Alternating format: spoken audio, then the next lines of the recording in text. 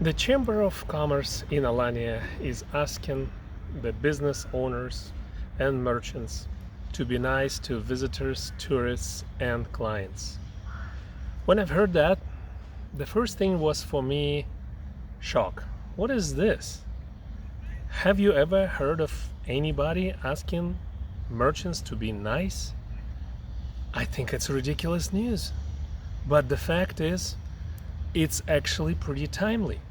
Even in my comments, people saying that Turkish citizens who live abroad, who come to Turkey and spend time, they don't want to come back because they are not treated well. So maybe behind that kind of a request, behind that kind of call, there is some serious problem. From вас, welcome to my channel. Remember, you can subscribe, you can leave some likes, you can leave some dislikes. It doesn't matter to me. Of course, I prefer likes, but dislikes are fine too, because Google still charges them, because that's an emotional trigger. That means that whatever I told you somewhat triggered you, something really hooked you up. I'll tell you the story. Bear with me. This is, I think, the description of what's going on right now in Turkey in the market. There was a time when there was a merchant, or just a guy who lived by the river, and he built a ferry. So he started taking people across the river on his ferry, and he was charging just 1 copper piece. But by local standard, it was enormous amount of money. People hated the guy, they called him names, they wished him death, all sorts of things. Time passed, and the final day of the guy arrived. And he's talking to the son, and he says, look, I know lots of people hate me. I know lots of people think I charge too much. I think it was a fair price. If it's in your power, if you can, please do something so people remember me well after my death, for religious reasons. And the son, his son, he did that. What did he do? Well, he started charging 5 copper pieces, and that was it. That was the solution. Now everybody thought, wow, that guy was so good. His son is bad. He's charging 5 pieces, but that guy was so good. He was charging only 1 copper piece. In past 2 years, Turkey was living through the boom time, I think, because there were so many people, so many customers, that you didn't have to do anything to earn living, really. There were lines everywhere. There were lines to do the manicure, there were lines to get a haircut, there was line to the restaurant, etc. There were lines to the schools, and the private schools in Turkey are expensive, but there were lines, and they were actually putting all sorts of requirements on parents before going to accept anybody to school. Now things change. The time is tight. People's pockets are tight. People saying that visitors come, they don't spend money, etc. 2 years ago, 3 years ago, 4 years ago, eating out or cooking at home was about the same price. It's not anymore. Eating at home is a lot cheaper, and eating out is 3-4 times more expensive. And when people go out for Turkish breakfast, which is a famous Turkish breakfast, what do we see? We see that no more meat, hardly any cheese, etc. And that's what my friends all report. When you go to Turkey or any other country, when you go as a tourist, you definitely want to experience local cuisine. And that's what was happening. People were going into Turkey, and then they were checking out whatever the Turkish breakfast was, or whatever was shish kebab was. And now they're figuring out, if I can go to the market and buy everything I need and cook at home, it's going to be 3 or 4 times less expensive. For those people who live all the time in Turkey, it's even more effective, time effective, cost effective to cook at home. So the idea that eating out was an entertainment somewhat changes.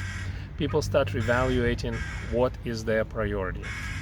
They're actually figuring out that they're there for good weather, they're there for the sea, and to have a good life, and not necessarily eat out every day or 3 times a day. It's expensive, because it's used to be that all you had to have is a $500 a month, and that $500 a month will guarantee you living in Turkey well. Well, it's not the case anymore. Even if you have a flat now in Turkey, and you own it, $500 is not going to be much, because you will spend some money on paying electricity, water, gas, etc., and then you probably will have some other expenses.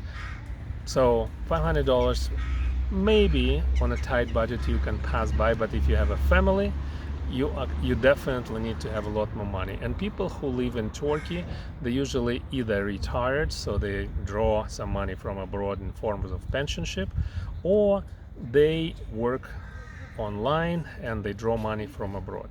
Overall, I think Turkey is getting pretty much at par with Europe, and the prices are pretty much at par with Europe, at least in terms of restaurants, etc. And in some cases, Turkey now is becoming more expensive than Europe.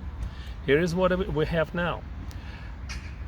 Next year, to register a foreign phone in Turkey, you will be paying $1,500 just to register, and regardless what kind of phone you purchased abroad. You brought it to Turkey, you try to register, you pay $1,500. When I registered mine 2 years ago or so, I paid $200. Now it's $1,500. That's a lot of money. I don't know who wants to do it. Maybe some brokers who make a lot of money and they really depend on a good picture, on good equipment, they would do it. But regular people, middle class people, it's probably going to be outrageously expensive. They will probably choose some local phones, less expensive phones, and that's just how it is. The other frustration which many people will experience, probably foreigners in particular, that now if you are going to buy something online from abroad and it's going to be brought through the border, if you buy from European Union, you will be paying 30% tax. It used to be 18, and if you buy from elsewhere, it's 60% tax. It used to be 30. The coffer is getting filled up. The people trying to bring money to Turkey in terms of taxes, and maybe it's a good idea, but maybe it's not. In 2 years, I did not buy anything online and had it shipped to Turkey.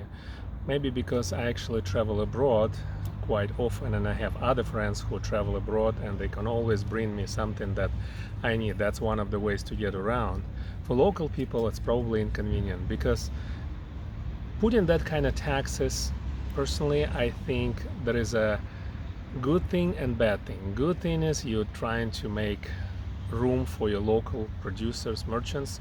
The bad thing is that those people become corrupted, just like we all became corrupted last 2 years, where prices were still low, lots of people were in. So in this particular case, when you bar foreign goods coming in, you somewhat stimulate local consumption. But on the other hand, there are certain things which you cannot produce in Turkey effectively, simply because you don't have that much market.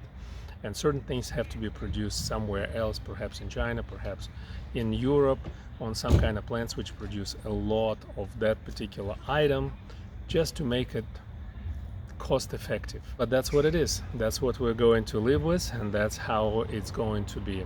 I'm still committed to Turkey. I still like Turkey.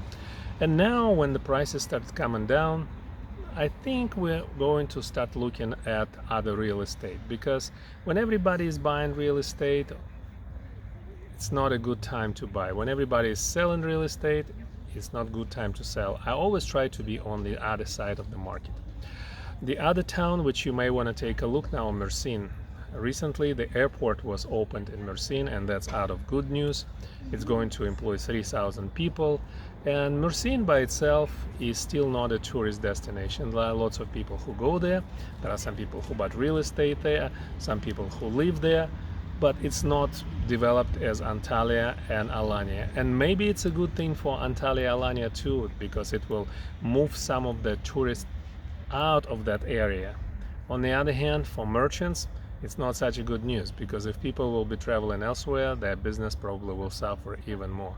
And if Chamber of Commerce has to ask them to be nice to clients and visitors, honestly saying, I think we are in deep, deep trouble. I've been to other places where merchants were not very nice. In fact, on the post-Soviet area, especially if you go to less touristy places, people have quite a bit of attitude. And people who work for the government, they have a lot of attitude. And It's probably everywhere like that. In Turkey, if you go to Göç, which is immigration service, you also will get a lot of attitude because people work for the government. They're not really dependent on the client and appreciation of the client. They are just on salary and they can do pretty much whatever they want. They're invincible, they feel so. That's just the nature of the beast. If you have a lot of people working for the government, the whole service is suffering. If you put people onto commission or when people dependent on the client, appreciation, things start improving. And Chamber of Commerce calling people to be nice, I don't think it's going to work very well. It's somewhat embarrassing. That's my personal point of view. Those are the news for Turkey. It's August 15th, 2024. All the best.